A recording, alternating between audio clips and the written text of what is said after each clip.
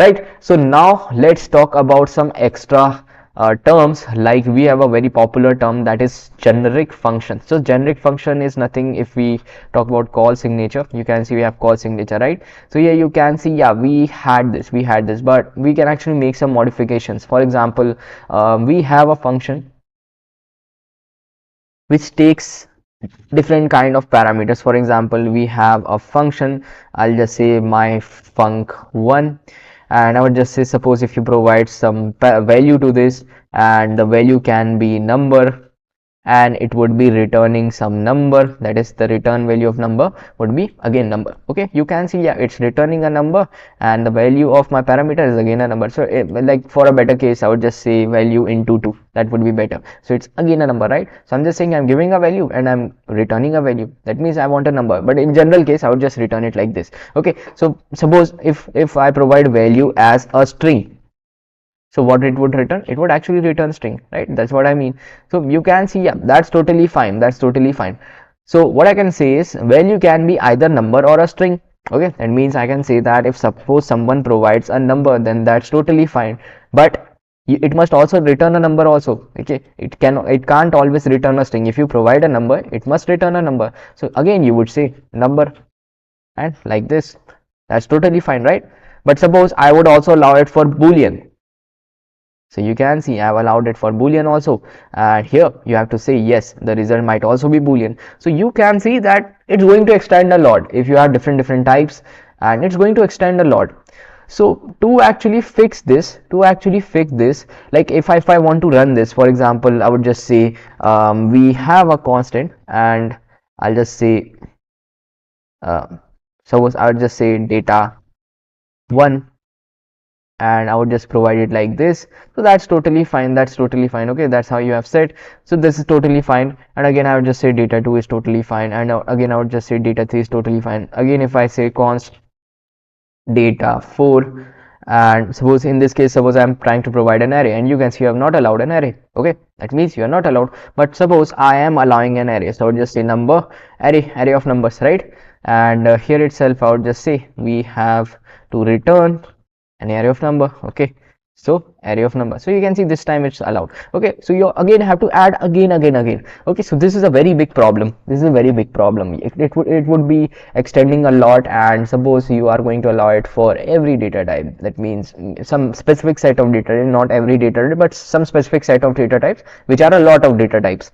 How can you do this? So for that we actually have a generic function. What I'm going to say is, whatever you are going to provide here, if you are going to provide a number, it is going to return a number, right? If you are going to provide a string, it is going to return string. If you are going to provide a array of numbers, it is going to again return an array of numbers, right? So to actually just create a shortcut in TypeScript, we have a shortcut here, that is generic function. So I'm just going to say that we would be just writing any name, anything here. Okay, you can write anything here. So if you provide ABC type here, okay, ABC type here, that would be, if you provide ABC type here, and you would just create an arbitrary ABC here. Okay, I'm just saying if you provide ABC type to this value, what you're going to return, again you're going to return ABC. That means if you're going to provide number, you're going to return number. If you're going to provide string, you are going to return string, like that. Okay, so that's how it exactly works. Okay, so now you can see it's actually an alternative, and it works well.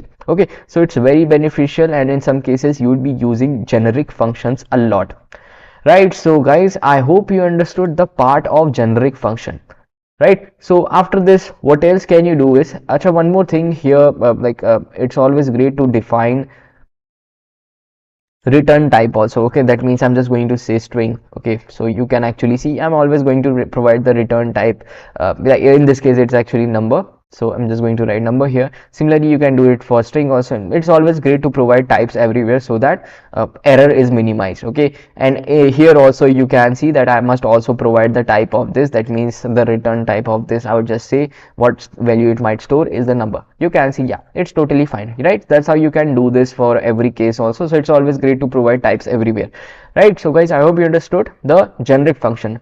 But here comes one more important thing. For example, suppose if I give you an example, I would just comment this out. And if I give you an example of something, like for example, we have a function and we have a add function, and suppose we just say that actually instead of add we have again, okay, let me just take that old one only. Okay, so if I just copy and paste, and actually instead of this ABC you can write something else also, and generally you would see T here. Okay, generally you would see T here like this. Okay, so don't get confused, it's just an arbitrary name. Okay, and means I've just find an assumption, assumed data type, that is just from my mind I've just assumed T is a data type, random data type. Okay, it's not existing obviously. I'm just assuming a random letter or word or whatever you want as a data type, and I'm just going to say value must be of that data type and return would be also of that data type. But for example, you have another value here. For example, you would return value 1. Okay, that would be better. So value 1, it would return value 1, right? Suppose you have another parameter here, I would just say it's value 2, and it's actually of some other data type. If I just talk about normal terms, suppose if I just make it normal for some case, suppose if it was a number and if it was a string, that means two different data types. Okay, and you actually want to return what? Again, you want to return a number or a string, something like that, whatever you want to return. So here you can see you are providing a number. The first parameter is a number, second is a string. That means both are different. So if I assume number as T, string can't be T, right? So that's the problem here. So I'm just going to say that, yeah, in this case, this normal centralized this approach won't work, because you are just saying ABC is a type. ABC can be number, but if it's number, then how it can be string? That means you can't use the logic of ABC here. For example, if I just convert it to normal now, if I just try to convert it to normal now, here I would just say that the type of value 1 is what? Type of value 1 is what? T. And again I would say assume that number is equal to string. You can see I'm just providing them same data types. Okay, and I would again say I would return T. That means T would be something. Okay, so you can see it might cause some problems, and it's a very big problem, because actually, yeah, it's ABC. Actually I would just write it as T. So you can see right now if I try to run this, okay, if I try to run this, you can see in this case it would work perfectly. Let me just say that it's going to return value 1 or something else. The return doesn't matter, but right now you're going to assume that you have two different parameters and you're providing them same data type. It's totally fine. But suppose you want to perform something else. For example, you would just say that in this case I'm just going to say it's 2. So you can see you can't provide two different parameters here. You can see argument of type string is not assigned to parameter type number. So what actually happened is the first argument here, you can see that the first argument of type 2 is not assignable to parameter of type 1. Okay, now you can see the better error here. So what actually happens is first you assign it as a number. So now T is assumed to be a number. After that you are saying T is a string. So that's actually not allowed. So if you want this kind of case, what you can actually do is you can say apart from T, if T is a number, we can have another data type, that is U, and U can be something else. That means U can be something else. Now in this case you can see it's totally fine. And suppose if you want to return something, suppose if I want to return value 2, so you can obviously